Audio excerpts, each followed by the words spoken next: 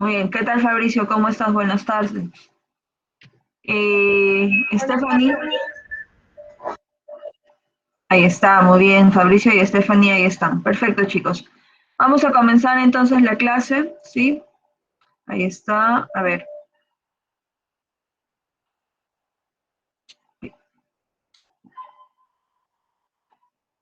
perfecto. Muy bien, chicos. Vamos a comenzar entonces la sesión del día de hoy. Bien, Fabricio y Stephanie, por favor, confírmeme si se está proyectando el PPT. Sí, profesora, así se ve. Listo.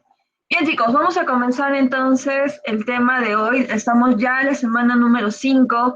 Esta clase concluye lo que corresponde a literatura universal. Bien. El día de hoy nos toca trabajar una corriente no solo literaria, sino también artística, que es el vanguardismo. ¿Entendido, chicos? Bien. En primer lugar, debemos ubicarnos en el contexto. La semana pasada hemos trabajado dos corrientes literarias que se dieron después de un hecho importante que fue la Revolución Francesa, ¿verdad? Estamos hablando del romanticismo y del realismo, ¿bien? Eso pues se da de los años 1779, si mal no me equivoco, y va a tener una repercusión en los siglos siguientes, ¿bien? En esta ocasión ya nos ubicamos en el siglo XX, chicos. A ver, si yo te digo siglo XX, obviamente me refiero a qué años? A los años 1900 hasta el año 1999, ¿verdad?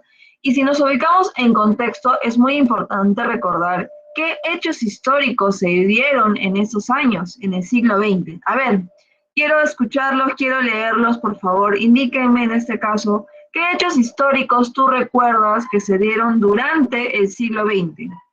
Es decir, durante los años 1900. A ver, ¿qué nos dicen en el chat nuestros alumnos, nuestros compañeros en esta ocasión, Fabricio y Stephanie? La Primera y Segunda Guerra Mundial, dicen. Muy bien, Primera y Segunda Guerra Mundial, claro que sí. ¿Algún otro acontecimiento interesante e importante que se dio en esa época?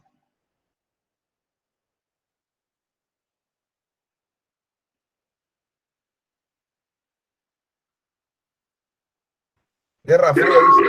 Ah, muy bien, interesante, la Guerra Fría, ¿verdad? Claro que sí. Muy bien, chicos. Es claro, es evidente también que durante esta época, los hechos históricos más trascendentales del siglo XX pues van a ser las famosas guerras mundiales, ¿verdad? Que como bien te das cuenta, no solo fue una, fueron dos guerras mundiales. La primera que se dio en 1914 hasta 1919, en un inicio se llamaba solamente la Gran Guerra, pero 20 años después, es decir, en 1939 hasta 1945, pues se da la Segunda Guerra Mundial, y es ahí donde ya se hace la diferencia. ¿Entendido? Obviamente pues, sabemos muy bien que de esta guerra pues se dio la mayor cantidad de genocidio a nivel europeo debido pues a la ideología en este caso de los nazis, que llegaron pues a matar a muchos judíos en los famosos holocaustos, ¿bien? Pero no solamente ocurrió eso en el siglo XX. Otro hecho interesante y muy importante también es un jueves negro, ¿entendido? Un día en el año 1929 donde se da, ¿qué cosa? La gran caída, la gran depresión, la gran caída de la bolsa de valores, ¿verdad? En donde justamente en el famoso Wall Street. Este hecho también va a marcar un acontecimiento sumamente importante en esta época. Ahora, por otro lado, es importante mencionar que este siglo XX también va a tener grandes ventajas o grandes hechos importantes a favor del hombre. ¿Cómo qué? Como por ejemplo la creación de las máquinas que van a ayudar y que van a facilitar la vida del hombre, como por ejemplo los autos, como por ejemplo los aviones, como por ejemplo en este caso los diversos electrodomésticos, que en esa época fue la sensación en su momento. Asimismo, como tú ves aquí arribita, en el siglo XX pues se da inicio a la famosa imagen en movimiento. ¿De qué hablo? Pues hablo de la creación del cine, chicos. El séptimo arte se crea en este siglo XX. ¿Entendido? Eso es en el aspecto histórico. En el aspecto literario, tú debes saber que en este siglo XX lo que ocurre o lo que se va a llevar como trascendencia es justamente la creación de una corriente, y te lo vuelvo a repetir, no solo literaria, sino artística.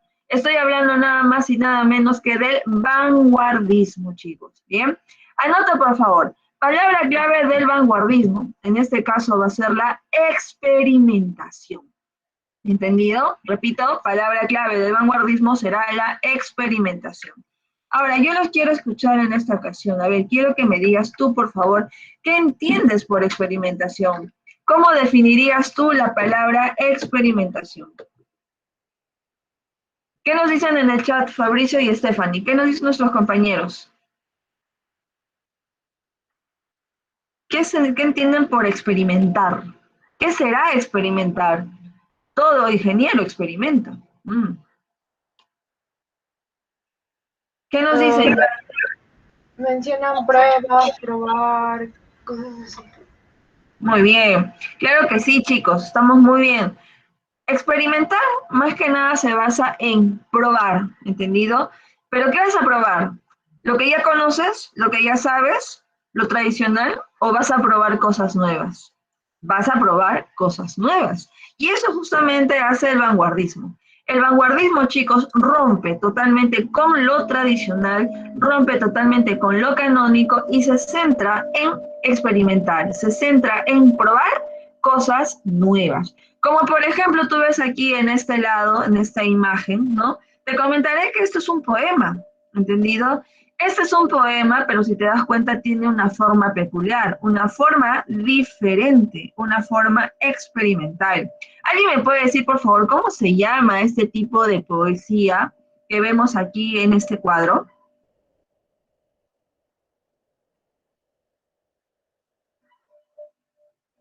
¿Qué nos dicen nuestros compañeros, Fabricio y Stephanie? Caligrama, dice. Perfecto, muy bien, chicos, claro que sí, son los famosos caligramas, claro que sí. Bien, esos caligramas, si te das cuenta, es vanguardismo. ¿Por qué? Porque rompe con la estructura tradicional de un poema, donde, por ejemplo, pues tú sabías que un verso iba debajo del otro, ¿verdad? ¿Qué más? Anteriormente la poesía debía tener métrica, debía tener rima, debía tener figuras literarias bien precisas y todo lo demás. Pues bien, aquí el vanguardismo rompe con esa parte tradicional y propone, como te darás cuenta, una poesía experimental. Bien, este vanguardismo, esta corriente artística, ¿van a ser en dónde? Pues nada más y nada menos que en Francia, ¿bien? En París, Francia, donde, como te repito, este vanguardismo no solo va a trascender en la literatura, sino en todas las artes. Vamos a ver que el vanguardismo, con este afán experimental, va a llegar a las pinturas, va a llegar al cine, va a llegar a la moda, bien, va a llegar a las diversas esculturas, etc., etc., etc. El vanguardismo va a trascender en muchos sentidos, bien. Justamente en Francia, chicos, se van a crear los famosos ismos de vanguardia. ¿Qué son los ismos? Anota, los ismos son escuelas, ¿entendido? Escuelas vanguardistas. Cada escuela va a trabajar algo en particular y de esa manera esa escuela la va a proyectar y la va a difundir, ¿entendido? En esta ocasión, de los tantos ismos de vanguardia que conocemos, vamos a estudiar solamente 5: el futurismo, el cubismo, expresionismo, dadaísmo y surrealismo. ¿Bien? Anota, por favor. En el caso del futurismo, lo más importante de esta escuela vanguardista es el culto a la máquina, chicos. ¿Por qué? Porque los futuristas justamente se van a centrar en idolatrar, en crear como símbolo de belleza a qué, a la máquina, ¿entendido? Como tú verás en este cuadro, por ejemplo, ¿qué tenemos? Tenemos un aeroplano, un avioncito. Aquí que tenemos una motocicleta, ¿entendido? Y aquí, por ejemplo, vemos que la pintura, en este caso, tiene un estilo, ¿no? Los edificios tienen un estilo futurista, ¿verdad? Eso es lo que hace el futurismo, hacerle un culto a la máquina, pero no solo a la máquina, sino también a la velocidad y a su potencia. Un ejemplo claro, como te darás cuenta, son estas fotografías, ¿bien?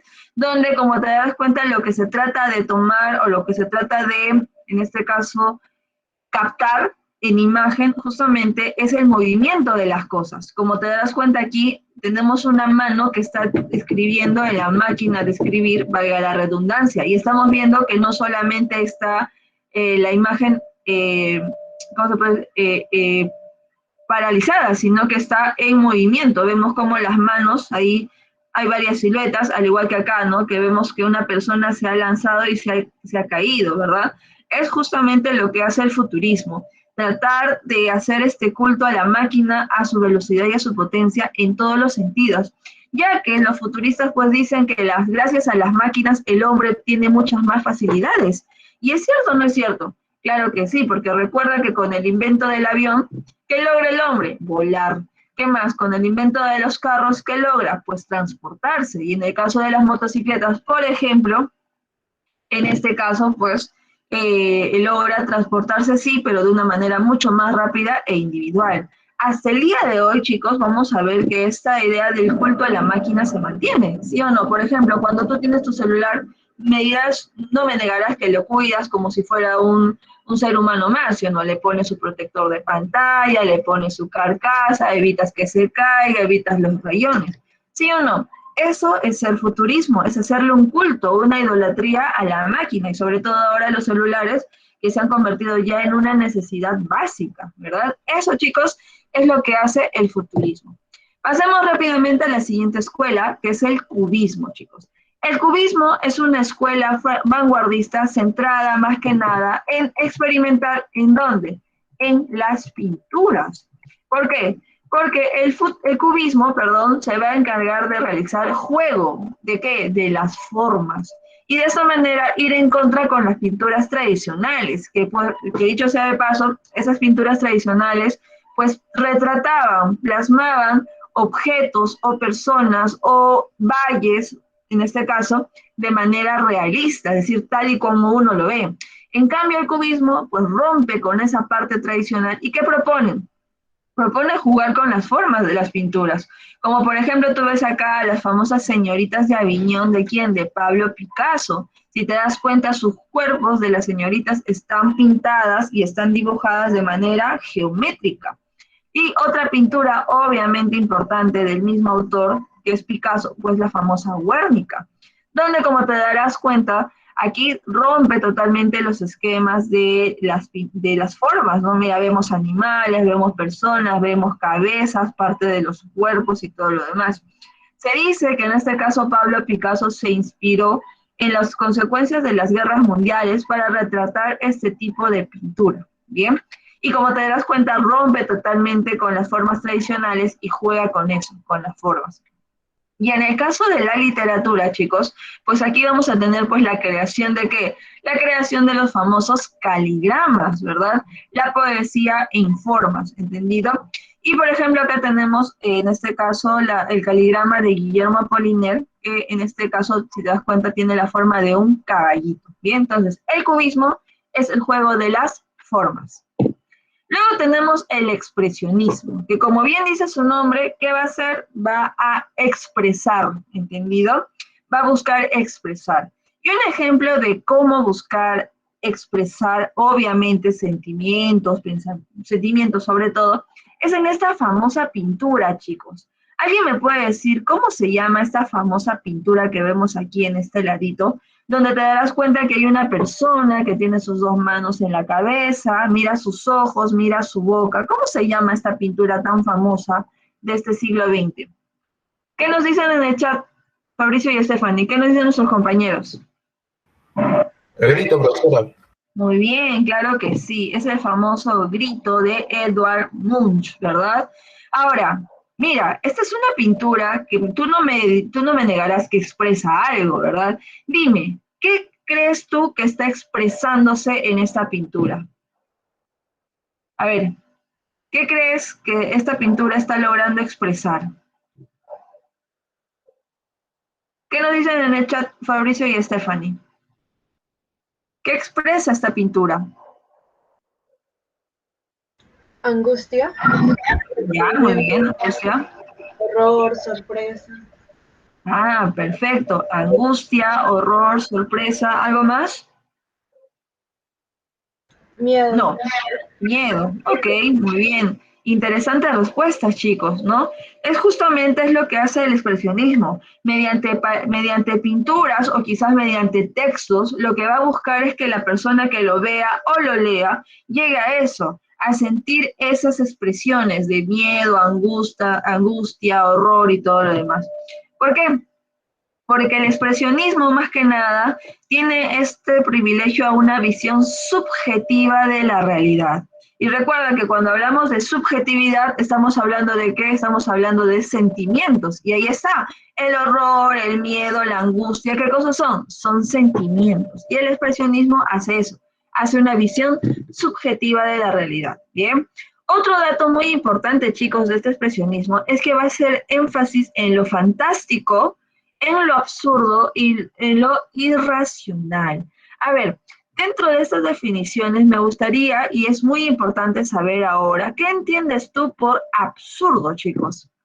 ¿Cómo defines la palabra absurdo? Por ejemplo, cuando alguien, no sé, le pasa, se cae accidentalmente, sin motivo alguno, tú dices, esto es absurdo que haya sucedido esto. ¿Cómo defines absurdo? Ilógico. Ya está, muy bien. Ilógico, perfecto. ¿Alguna otra definición? Sin sentido. Muy bien, claro que sí, chicos. Lo absurdo, entiéndanlo como eso, como algo lógico, perdón, algo ilógico, algo que no tiene sentido, que no es normal, chicos, ¿entendido? Es muy importante que tengas bien en claro esta definición porque dentro de un momento vamos a ver a un autor que es considerado el padre de la narrativa absurda, es decir, vamos a ver hechos totalmente ilógicos, hechos totalmente que no tienen sentido dentro de las obras. Así que muy atentos que lo vemos dentro de un momentito, ¿bien? Luego tenemos el dadaísmo, chicos. El dadaísmo, más que nada, se enfoca en la poesía lúdica, ¿bien? Aquí también vamos a ver que el dadaísmo no quiere continuar con las formas tradicionales de la poesía. No, no, no, no, no. Acá rompemos con lo tradicional y vamos a generar una poesía creativa, una poesía lúdica. ¿Entiende qué lúdico qué significa? Juego, es decir, vamos a jugar. ¿Pero jugar con qué? Con las palabras de la poesía. ¿Y cómo podemos jugar con las palabras de la poesía? Pues el dadaísmo, chicos, propone una famosa técnica que en este caso se llama el periódico recortado, ¿bien? Y acá nuestro amigo Guillermo Tázara nos cuenta lo siguiente, y dice así, esto es como una especie de instructivo, que dice así, coja un periódico, coja unas tijeras, escoge en el periódico un artículo de la longitud que cuenta darle a su poema, recorte el artículo, recorte enseguida con cuidado cada una de las palabras que forman el artículo y métalas en una bolsa. Agítelas suavemente y ahora saque cada recorte uno tras otro y copie concienzudamente en el orden en que hayan salido de la bolsa. Conclusión, el poema aparecerá ante usted. Bien, si te das cuenta, esta estrategia o este manual que estamos leyendo rompe totalmente con la idea de que la poesía debería tener sentido, debería tener lógica. No, los dadaístas, ¿qué buscan? Buscan desarticular el lenguaje. Los dadaístas no les interesa si tal palabra tiene sentido o conjuga con otra palabra. No, no, no, no, no. Eso no es poesía para los dadaístas. Los dadaístas hacen eso, ese afán experimental, por ejemplo, de pegar una palabra tras otra. Más aún, chicos, más aún. Vamos a ver que algunos dadaístas van a inventar palabras dentro de su poesía. ¿Y eso está bien? Para los vanguardistas, obviamente que sí, porque recuerda que estamos con este espíritu experimentalista y por tanto eso para ellos es poesía. Bien, entonces el dadaísmo busca crear una poesía lúdica, ¿entendido? Como estamos viendo acá en la técnica del papel recortado. Por último, chicos, tenemos al surrealismo. El surrealismo, como bien dice acá, representa el mundo onírico. Y anota, por favor, cuando decimos mundo onírico o solamente onírico, ¿a qué nos referimos? Pues al mundo de los sueños. ¿Entendido? Lo que busca el surrealismo es eso, representar el mundo de los sueños. Y para hacerlo, pues tenemos acá la influencia de un gran psicoanalista del siglo XX, que es nada más y nada menos que nuestro amigo Sigmund Freud. De hecho, que tú has leído en algún momento alguna de las teorías psicoanalistas de Sigmund Freud, porque son varias, no solo una, son varias. Pero en esta ocasión, por ejemplo, te voy a mencionar la famosa teoría del yo, del super yo y del ello, ¿verdad? ¿Qué nos dice Sigmund Freud con respecto a esta teoría? Sigmund Freud nos comenta, pues, que en cada ser humano no solo existe un ser, sino tres seres. Y te los vuelvo a repetir, yo, el super yo y el ello, ¿entendido? ¿Qué ocurre? Ocurre que estos tres seres aparecen de acuerdo a las situaciones oportunas. Por ejemplo, el yo aparece ahora en la realidad, es decir, el yo es este ser consciente, este ser que está despierto en la realidad, que está escuchando la clase de la profesora de la literatura. Ese ser, ese es el yo. El super yo, por ejemplo, aflora, aparece cuando tú estás en un dilema moral. ¿Por qué? Porque el super yo te enseña o te instruye o te orienta a poder diferenciar entre lo bueno de lo malo, entre lo correcto de lo incorrecto, entre situaciones del bien y el mal. Bien, por eso es moralista el super yo. Solamente se centra en eso, en lo que es bien y lo que es malo, nada más. Y el ello, que es este ser más oculto, es este ser que solamente aflora cuando tú estás durmiendo, es decir, aflora cuando tú estás descansando, cuando tú dejaste de lado, dejaste descansar tu yo y ahora el ello toma su lugar. ¿Y cómo puedes ver tú al ello? ¿Cómo tú puedes darte cuenta que está el ello? Pues es justamente el ello el encargado de los sueños, chicos. Sí, los sueños. ¿Qué quiere decir esto? Quiere decir que el ello, más que nada, lo que hace es aflorar tus deseos reprimidos, tus necesidades ocultas, y te las manifiesta ¿en dónde? En los sueños, chicos. Por eso, si tú estás soñando constantemente con ella todas estas noches, es porque justamente es un sueño reprimido, es una necesidad reprimida. Ahora ya sabes por qué estás soñando con ella. ¿Por qué? Porque en el ello están todas tus necesidades reprimidas, chicos. ¿Bien? Ahora, si hablamos del mundo de los sueños, según Sigmund Freud, obviamente en este mundo, ¿qué va a pasar? Pues de todo, ¿no? Recuerda que en el mundo de los sueños, pues todo puede pasar, ¿no? Y ahí tú recordarás pues los diversos sueños que has tenido durante toda tu vida, ¿no? Y tú me dirás pues que estos sueños no tienen ningún sentido. Y es así, en el mundo de los sueños nada tiene sentido, todo puede pasar, ¿bien? Como por ejemplo acá en esta pintura de Salvador Dalí, si te das cuenta tenemos a una mujer desnuda, que está siendo apuntada por una escopeta, que está siendo acechada por dos tigres, ¿verdad? Si te vas al fondo, ves un elefante grande que tiene patas largas, ¿verdad? Que está siendo colgado por algo más arriba. O sea, si te das cuenta, esta pintura no tiene sentido, ¿verdad? Y sobre todo, si te das cuenta, si vemos con este ambiente del fondo blanco y de nubes, ya nos señala, pues, que es esto una pintura onírica, ¿no? Una pintura reflejando supuestamente el mundo de los sueños, que como te repito, no tiene sentido, ¿bien? Ahora, si nos vamos a la escritura, debes tomar en cuenta que existe una obra llamada de Tomás Breton que se llama Manifestaciones del Surrealismo, ¿bien? Y él lo que hace justamente es contar algunas experiencias de este mundo del sueño, de este mundo surrealista, ¿bien?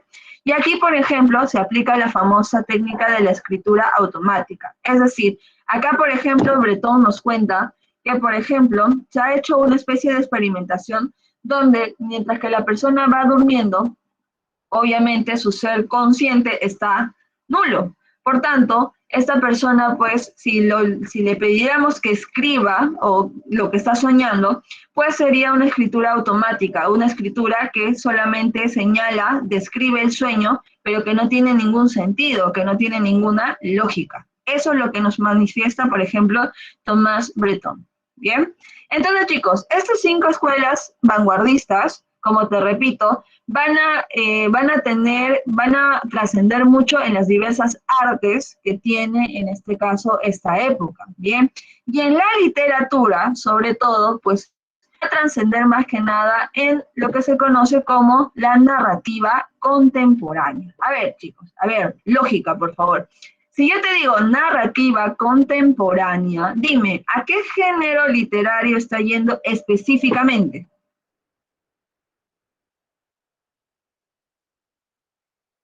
¿Qué nos dicen en el chat, por favor?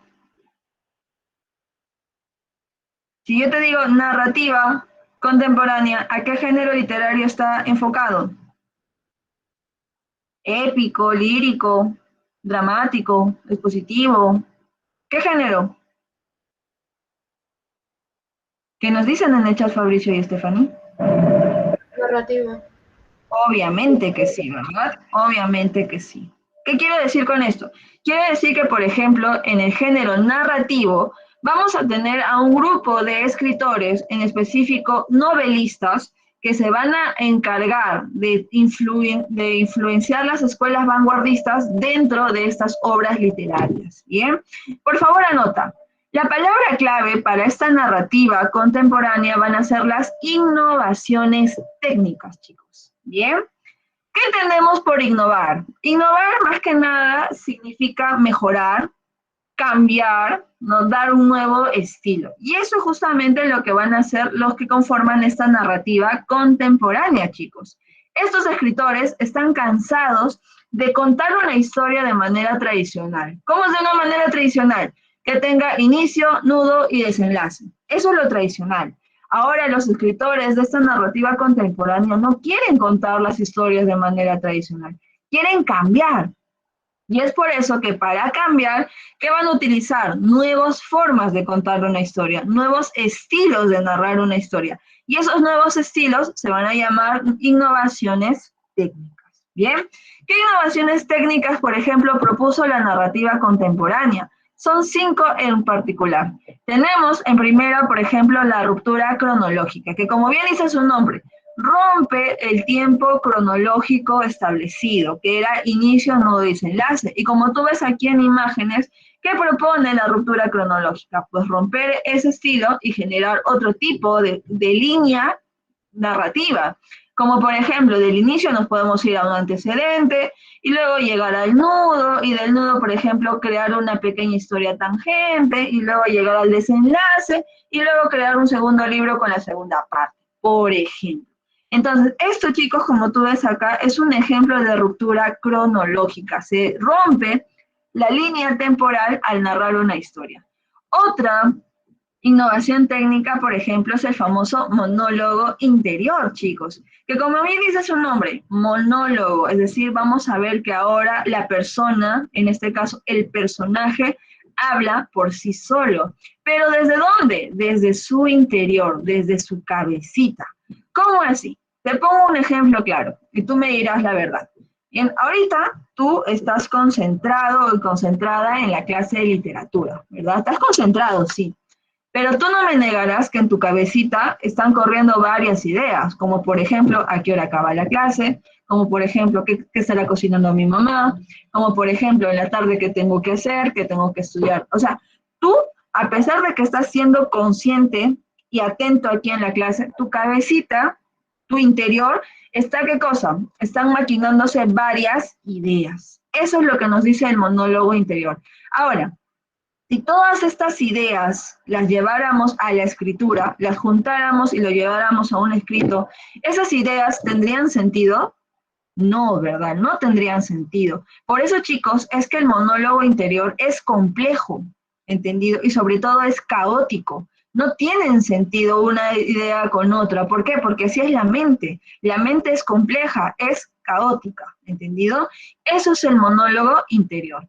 Luego tenemos la multiplicidad de voces, ¿entendido? Que como bien dice su nombre, es el empleo de distintas voces en la narración. ¿Qué quiere decir esto? Quiere decir que en este caso no solamente va a haber una voz, pueden haber varias voces, en el sentido que pueden haber varios personajes narrándote alguna parte de la novela, ¿entendido? Y cada uno obviamente te va a contar desde su perspectiva de la historia, ¿entendido? Otra innovación técnica, pues, son las famosas historias paralelas, que como bien dice su nombre, ¿no? Pueden ser 2 historias, 3 historias que se están dando en paralelo, pero que al final o en algún momento se entrelazan, ¿no? Entre los personajes, un personaje puede estar de la primera historia, puede pasar a la tercera, etc., y se entrelazan. Bien. Y por último, chicos, tenemos acá al narrador parcial, que como te darás cuenta es totalmente lo contrario al narrador omnisciente, el que todo lo ve y el que todo lo sabe, que estudiamos la clase pasada. Pues no, ahora tenemos a un narrador que solamente te cuenta una parte de la historia y te la va a contar desde su propia perspectiva. ¿Entendido, chicos? Estas son las famosas innovaciones técnicas. Son en este caso los nuevos estilos, los nuevos recursos para contarte una historia y ya romper con el esquema tradicional que anteriormente se hacía. Bien, ahora, esta narrativa contemporánea, gracias a las innovaciones técnicas, más que nada busca narrar una visión más integral del hombre, ¿entendido? Y eso lo va a lograr con una temática variada. ¿Por qué? Porque recuerden en qué contexto estamos. Estamos en un contexto de guerras mundiales, en un contexto, por ejemplo, de la ciencia, del avance de la ciencia, del cambio social y todo lo demás. Entonces, esos tipos de temáticas se van a insertar en las novelas y junto con las innovaciones técnicas, pues van a dar mayor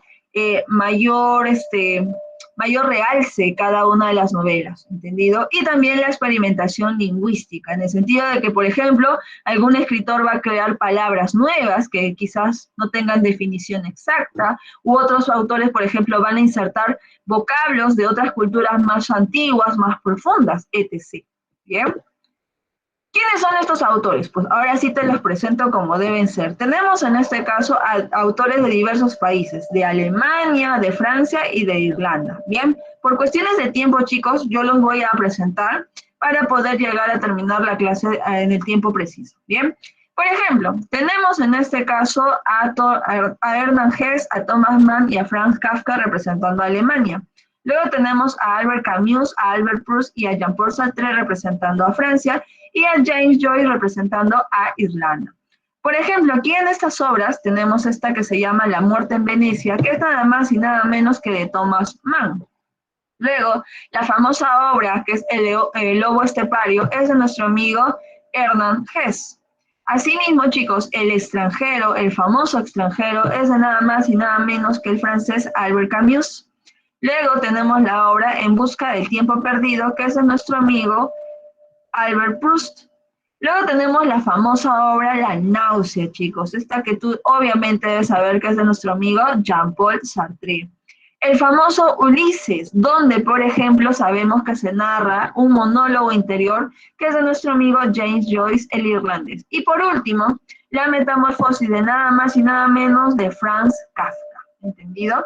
Estos son los autores de la narrativa contemporánea. Ellos van a insertar las innovaciones técnicas a sus obras, así como también van a insertar las escuelas vanguardistas dentro de ellas, ¿entendido? Un hecho importante que también debes darte cuenta es que en este siglo XX, chicos, va a haber un premio muy famoso que todo literato quiere ganar. ¿Cuál es ese premio? El del Nobel, el premio Nobel de literatura. Y de estos escritores, chicos, vamos a ver que, por ejemplo, Hernán Hesse lo gana en 1946, Thomas Mann lo gana en 1929, Albert Camus lo gana en 1957 y Jean-Paul Sartre lo gana en 1964. Y tú sabrás que Jean-Paul Sartre rechaza el premio Nobel de Literatura porque para su idea ese premio no se lo merecía y no debería haber. Sin embargo, pues premio es premio, chicos. Y al final, en este caso, pues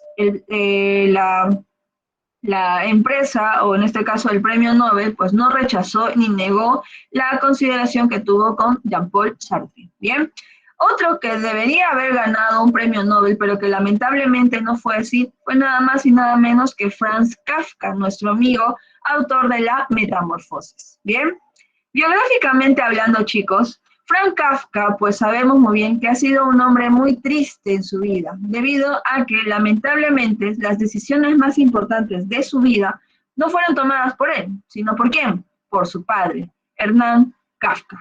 ¿Qué decisiones? Primero, el escogerle la carrera que tenía que estudiar. El padre, que desde un inicio Kafka nos señala que tiene esta imagen autoritaria, esta imagen impositiva, pues lo obligó a estudiar la carrera de Derecho, a pesar de que a Kafka nunca le gustaron las leyes. Luego, el mismo padre le obliga a que se case con una mujer que Kafka ni siquiera conocía y mucho menos amaba. Entonces, este tipo de cosas nosotros lo sabemos gracias a una obra que se llama Carta al Padre, donde Kafka pues transmite y expresa todos sus sentimientos reprimidos de cólera, de odio contra su padre, debido a el autoritarismo que siempre tuvo con él. Bien, Kafka, a pesar de ser un estudiante de Derecho o un abogado al fin y al cabo, siempre le gustaba escribir, ¿no? Escribir algunos cuentos, algunas novelas, no con el afán de hacerse famoso ni de ganar muchos premios, nada. simplemente con el hecho de poder expresarse, de poder votar mediante la escritura todo lo que sentía y todo lo que pensaba. Bien, y cuando justamente ya le llegaba poco tiempo para su muerte, lo que hace Kafka es prestarle sus libros o sus escritos a su amigo Max Brod, porque él se le insistía en leer. Y Kafka le pide, por favor, y le hace prometer a Max Brod que ni bien termine de leerlos, y sobre todo cuando Kafka ya muera, estas obras, estos escritos deberían ser quemados, ¿bien? Sin embargo, Max Brod, que lee, por ejemplo, la Metamorfosis, el Proceso, el Castillo, etc., pues se da cuenta que Kafka en vida fue un hombre sumamente importante, un hombre que sí tenía muchas ideas importantes que la sociedad de ese entonces debería saber y debería leer. Y es por eso que Max Brod se va a encargar de publicar los diversos escritos de Kafka. Y gracias a él, pues nosotros conocemos las diversas obras de este autor. Dentro de las obras de Kafka, chicos, vamos a ver que él va a tener una actitud cuestionadora. ¿Hacia qué? Hacia el hombre moderno, chicos. ¿Por qué, Miss? Porque en este caso, Kafka cuestiona mucho la idea de que el hombre está dejando de ser eso, hombre, y se está convirtiendo en una máquina. ¿En qué sentido? Pues los hombres de esa época, chicos, te comentaré, pues hacían de su vida de una manera muy rutinaria. ¿Cómo así? Pues se levantaban temprano, 8 de la mañana, terminaban de alistarse y luego ¿qué tenían que hacer? Pues tenían que ir hacia su trabajo. Ahí paraban 8 o 10 horas al día. Terminaban de trabajar, ¿qué hacían? Volvían a la casa, con las justas veían a sus familiares, cenaban, dormían y al día siguiente ¿qué hacían? Lo mismo, chicos. Y al otro día, lo mismo. Después, lo mismo. ¿Qué está pasando? Pasa que el hombre está actuando como si fuera una máquina que hace lo mismo todos los santos días de su vida. Y eso Kafka lo cuestiona, porque el hombre está dejando de ser eso, se está deshumanizando y se está convirtiendo en eso, en una máquina. ¿Entendido? Como te repito, Kafka es considerado el padre de la narrativa absurda, chicos. Es decir, él va a difundir el expresionismo en su literatura. ¿Bien? Nuevamente, ¿qué era lo absurdo? Lo ilógico, lo que no tiene sentido. Asimismo, Kafka también va a insertar algunas ideas de sueños y pesadillas dentro de su obra literaria, es decir, también va a insertar un poco de surrealismo dentro de estas obras. ¿Qué obras me refiero? Pues, por ejemplo, Carta al Padre, América, El Proceso, El Castillo y qué más que la famosa Metamorfosis. En estas obras vamos a ver que Kafka lo que busca resaltar son los temas de la soledad, la frustración y la culpa.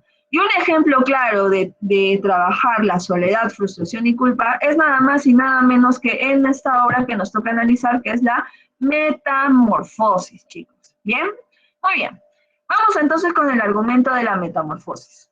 En este caso, como tú sabes, el personaje principal, ¿quién es? Nada más y nada menos que nuestro amigo Gregorio Samsa, ¿bien? Gregorio Samsa es un hombre moderno, chicos, representa al hombre moderno, porque como te dije, él se levantaba muy temprano, se alistaba, con las justas desayunaba, luego ¿qué hacía? Salía de su casa hacia el trabajo. ¿En qué trabajaba? Pues en vigilante de comercio. ¿Entendido? Terminaba de trabajar 10 horas, con las justas volvía a la casa, con las justas comía algo, luego, ¿qué hacía? Se dormía y al día siguiente hacía lo mismo, toda su vida totalmente rutinaria. Hasta que un día, menos cansado, Gregorio Samsa se levanta. Y, oh sorpresa, cuando se despierta, Gregorio Samsa se da cuenta que algo ha cambiado en su cuerpo. Cuando empieza a tocarse se siente todo durito. Luego cuando se da cuenta, se da con la sorpresa de que ya no tiene manos. ¿Qué tiene? Patitas. ¿Qué más? Luego cuando mira su cabeza le ha salido, ¿qué cosa? 2 antenitas. Y cuando ve para atrás, oh sorpresa, le salió un caparazón. Oh sorpresa, Gregorio Samsa, ¿qué despertó? Despertó convertido en un insecto. Pero él no puede creer, dice, no, esto es un mal sueño, esto es una pesadilla. ¿Y qué hace? Se vuelve a dormir.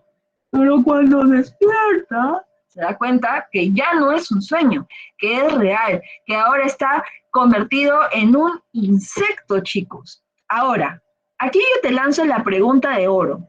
Chicos, ¿es normal? ¿Es lógico que un día tú, de la nada, un día tú despiertes convertido en un insecto? ¿Es lógico? ¿Es normal? ¿Qué nos dicen en el chat Fabricio y Stephanie? ¿Qué nos dicen nuestros compañeros? ¿Es normal que un día tú despiertes convertido en un insecto? No, profesora. Claro que no, ¿verdad? Es absurdo, chicos, es totalmente absurdo. Y ahí estamos viendo ya el expresionismo en esta obra. Bien, continuamos con el argumento. Mientras que Gregorio Samsa pues está viéndose así, todo convertido en un insecto, pues, ojo, la primera reacción que tiene él no es de miedo por la forma que tiene ahora. No, no, no, no, no. Lo que él siente es preocupación. ¿Por qué? Porque ahora que está siendo convertido en un insecto, él no va a poder trabajar. Y si no trabaja, no hay sueldo. Y si no hay sueldo, no hay manutención para la casa, que dicho sea de paso estaba conformada por la mamá, el papá y la hermana. Y si no hay plata para la casa, la familia queda en quiebra. Y si quedan en quiebra, pues la familia totalmente vivirá en la pobreza. Eso, chicos, es lo que le preocupa a Gregorio Samsa. No la forma que tiene, sino lo que no puede hacer, que es trabajar. Mientras que Gregorio Samsa pues está preocupado, preguntándose, ¿y ahora qué hago? ¿Cómo trabajo? ¿Qué, le pido teletrabajo o algo por el estilo? Pues, ¿quiénes están llegando en la casa? Pues está llegando su jefe todo molesto, que quien cuando le abre su mamá la puerta, él dice, pues señora, ¿cómo es posible que su hijo no venga a trabajo? Ya va 1 hora tarde, si no viene conmigo en este momento, lo despediré. Y cuando los dos llegan al cuarto de Gregorio Samsa, pues se dan con la sorpresa de este enorme insecto que está sobre la cama. Obviamente el jefe de personal sale despavorido y no vuelve nunca más. En cambio, la madre, cuando ve a su hijo convertido en un insecto, ¿qué pasa? Pues entra en desesperación y se desmaya.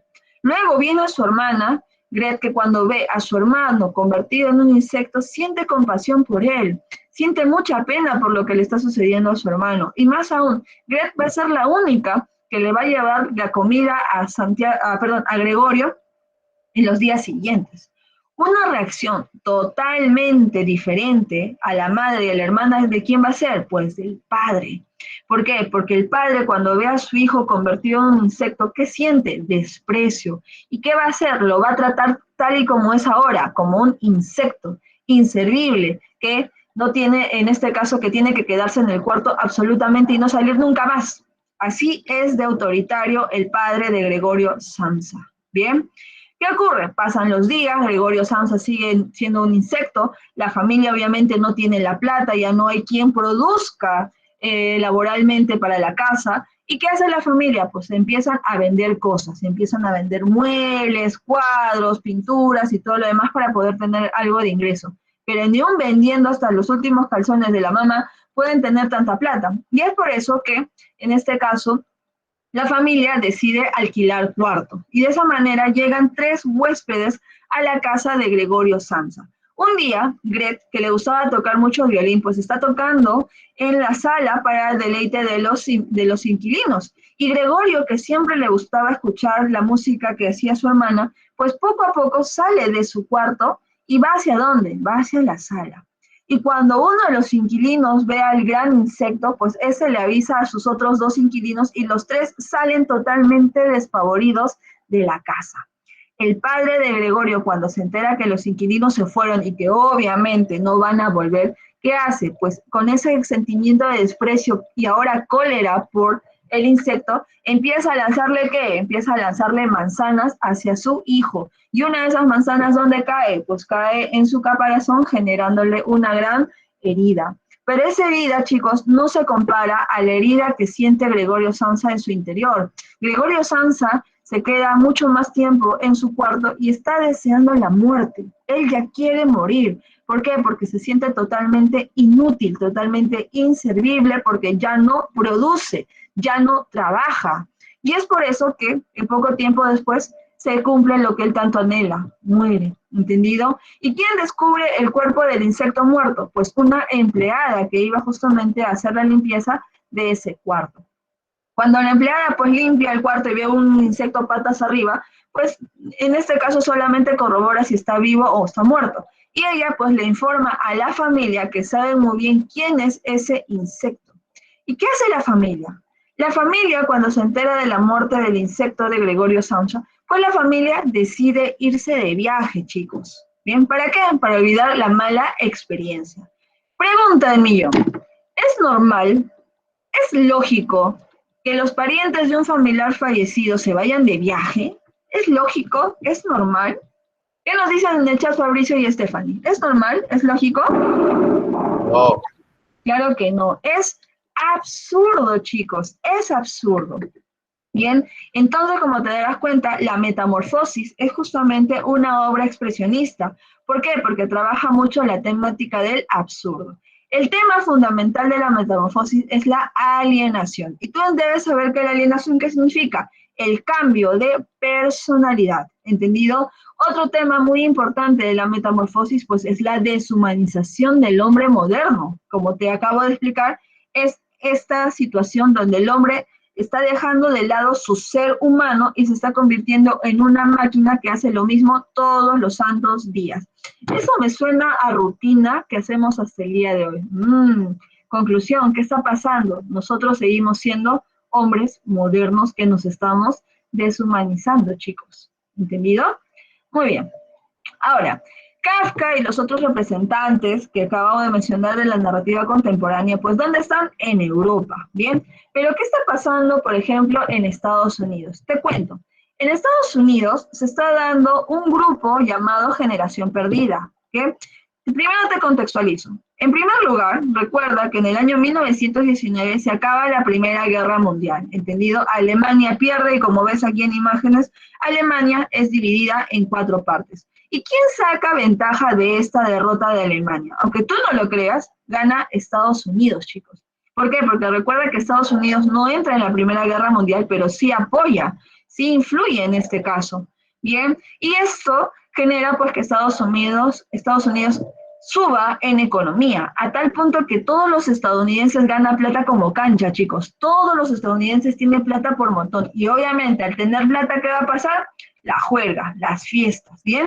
Y esta etapa, chicos, de la vida loca, de fiestas y todo lo demás, lo vamos a conocer como los locos años 20, ¿entendido? Que como bien señala, la década de los 20 se va a caracterizar donde los estadounidenses viven la vida loca y empiezan a hacer fiestas por montón todos los santos días.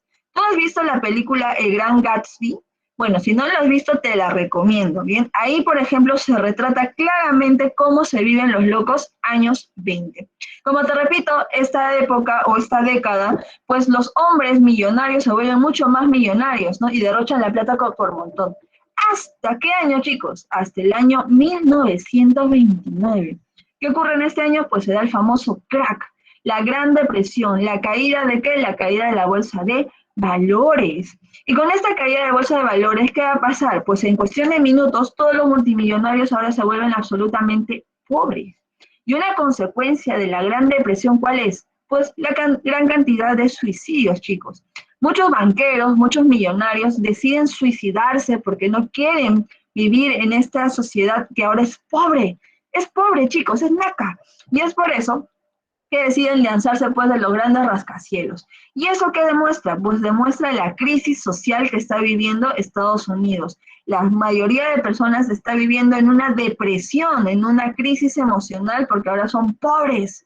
Y por esa razón es que un grupo de escritores norteamericanos que están viendo esta sociedad totalmente negativa, suicidándose y todo lo demás, pues ¿qué deciden? Decide irse de Estados Unidos, deciden autoexiliarse, ¿entendido? ¿Y a dónde se van? Se van pues a Europa, se van a París sobre todo, donde como te muestro, el vanguardismo pues está a más no poder. ¿Cómo se llama este grupo de escritores? Justamente la Generación Perdida, que está conformado por William Faulkner, John Steinbeck, Scott Fitzgerald, el autor del Gran Gatsby, que nuevamente te la recomiendo para que veas este fin de semana, y John Dos Passos, ¿entendido? Y el que nos toca estudiar el día de hoy, pues nada más y nada menos que nuestro amigo Ernest Hemingway, ¿bien? Ernest Hemingway, chicos, debes tomar en cuenta estas 4 informaciones. Primero que nada, él aplica una narrativa autobiográfica. ¿Qué quiere decir? Quiere decir que él va a insertar experiencias de su propia vida a sus obras literarias. Otro detalle muy importante es el estilo periodístico. Recuerda que Ernest Hemingway fue el corresponsal, fue periodista, fue reportero en la Primera Guerra Mundial. Por eso ese estilo periodístico lo vamos a ver en sus novelas, con frases cortas y directas. A él le gusta mucho trabajar con personajes vencidos, ¿entendido? Personajes marcados por la fatalidad. Y también le gusta exponer y trabajar este tema de la lucha entre el hombre y la naturaleza. Bien, las diversas obras que tiene Hemingway, por ejemplo, de temática de guerra, es Adiós a las armas, Por quién doblan las campanas. Con esta temática de tauromaquia tenemos Muerte en la tarde y Fiesta. Y con la temática de pesca, pues tenemos en este caso esta famosa obra llamada El viejo y el mar, ¿entendido? ¿Quién es el viejo? El viejo es Santiago, un hombre, pues ya, como bien dice su nombre, bien mayor de edad, ¿entendido? ¿Qué le pasa a él? Pues Santiago está salado, chicos. ¿Por qué? Porque Santiago lleva 84 días sin lograr pescar absolutamente nada, ni una conchita, ni un muy, ni un yuyo, absolutamente nada. Y es por eso que los otros pescadores se han alejado de él para no contagiarse de la mala suerte. El único que lo acompaña, el único que lo sigue por ahí, ¿quién es? Es un niñito de 9 años llamado Manolín, que es justamente un muchacho que le gusta mucho estar cerca de Santiago porque él le cuenta sus historias, sus experiencias de sus años mozos, y es por eso que Manolín lo acompaña y le trae comida de vez en cuando. Pero Santiago es un hombre perseverante, es un hombre que no pierde la esperanza de poder romper con esa mala suerte. Por eso es que al día siguiente, Santiago, como todos los días, se va al fondo del mar. ¿Y qué hace? Pues lanza la cañita, ¿verdad? Pasa una hora, la cañita ha lanzado, y ¡oh, sorpresa! La cañita empieza a temblar. Cuando levanta, pues se da con la sorpresa que es un pescadito chiquitito. Santiago pues está muy animoso porque por fin pescó algo, aunque sea un pescadito chiquitito, y lo mete al balde. Nuevamente, ¿qué hace? Pues lanza la caña y ahora espera 1 hora, 2 horas, 3 horas, 4 horas. ¿Y qué ocurre? De repente la caña empieza a moverse, pero con mucha más fuerza. ¡Oh, sorpresa! Santiago sí ha logrado pescar algo, y muy grande. ¿Qué cosa es? Pues es un pez espada enorme. Santiago en ese momento pues se siente sumamente alegre, contento, y él mismo empieza a hacer sus monólogos, él mismo empieza a animarse para no perder a este gran pez espada.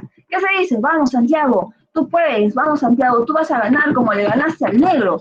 ¿De qué negro está hablando? Pues está hablando del negro Cienfuegos. Y acá nos cuenta Santiago, pues, en su monólogo, que una vez se enfrentó con un negro Cienfuegos en este juego de manos, donde Santiago, pues, supo aplicar muy bien una técnica para ganarle a este negro Cienfuegos. Con esa misma motivación, Santiago, pues, sigue ahí luchando con el pez espada. El hombre está luchando con la naturaleza. Y en una estrategia de pescador, pues, agarra con una mano su caña de pescar, y con otra, pues, agarra el salpón, y en un clavado, ¡zas!, llega a atrapar o apuntar al pez espada.